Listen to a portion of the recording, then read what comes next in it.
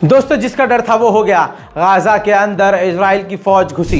ये तस्वीर आप देखिए, इजराइल ने खुद जारी की है, जिसमें इजरायली टैंक जो हैं सैनिकों के साथ अंदर घुसे थे। गाजा के काफ़ी अंदर घुसने के बाद कई सारी हमास की टेरिटरी को उड़ाने के बाद, इलाकों को उड़ाने के बाद वापस आ गए। जी हाँ, आगे नहीं बढ़े, न वो ज़्यादा देर रुके, सीधा हमला करके यू टर्न लेकर वापस आ गए हैं। दोस्तों, सबसे बड़ी खबर है ये।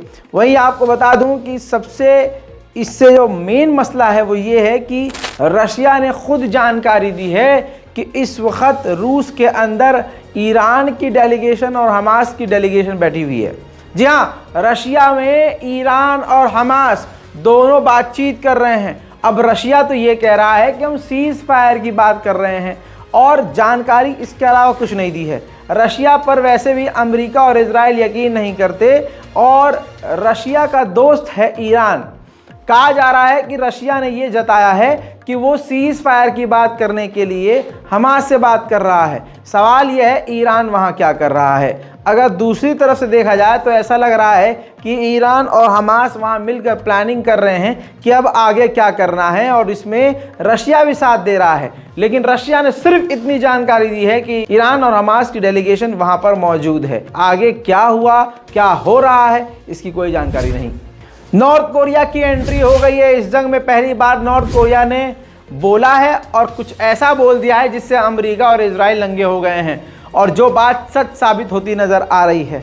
नॉर्थ कोरिया ने कहा है कि मतलब वो तो अपनी इंटेलिजेंस से बता रहा है, तो नॉर्थ कोरिया ने साफ साफ कहा है कि ये जो हॉस्टेज का कत्ल किया है, जिन यहूदियों का गजा के अंदर कत्ल हुआ है, उनको खुद इजराइल की सेना ने मारा है। और ये सब कुछ जो हो रहा है, खासकर जो गाजा के अस्पताल पर जो हमला हुआ, ये बहुत बड़ी ट्रेजेडी है। अमेरिका इजराइल मिलकर खतरनाक खेल खेल रहे हैं, ऐसा नॉर्थ कोरिया ने कहा है। उधर यूएन ने भी बड़ी बात कही। यूएन ने फिर से एक बार दोहराया कि ये जो इजराइल के ऊपर हमला हुआ है, इससे लाइसेंस नहीं मिल जाता कि सेल्फ डिफेंस के नाम पर वो कत्लेआम गजा के अंदर करे। वहीं चाइना ने जोर का झटका यूएन में अमेरिका को देते हुए कहा कि जो सीज फायर का आप बार बार इनकार कर रहे हैं, सीज फायर होने से रोक रहे हैं, ये सरासर गलत है, आपकी गलती है, ये गुनाह है आपका, और हम इसके खिलाफ हैं। हम तुरंत चाहते हैं कि सीज फायर हो और ये जंग रोकी जाए और टू स्टेट सॉल्यूशन तुरंत प्रभाव से लागू किया जाए। उधर एर्दोगान तुर्की के राष्ट्रपति ने कहा है कि गाजा के ऊपर लगातार सेल्फ डिफेंस के नाम पर इजराइल कत्लेआम कर रहा है, और कत्लेआम होते होते ये जेनोसाइड हो चुका है, और दुनिया इसलिए खामोश है क्योंकि वो सब के सब गाजा के लोग मुसलमान हैं। एर्दोगान ने आगे ये कहा कि दुनिया उम्मीद कर रही है कि तुर्की शांत रहे, लेकिन हम शांत नहीं रहेंगे। पहली बात तो एर्दोगान से मैं कहूँगा, कोई मुसलमान नहीं चाहता कि तुम शांत रहो।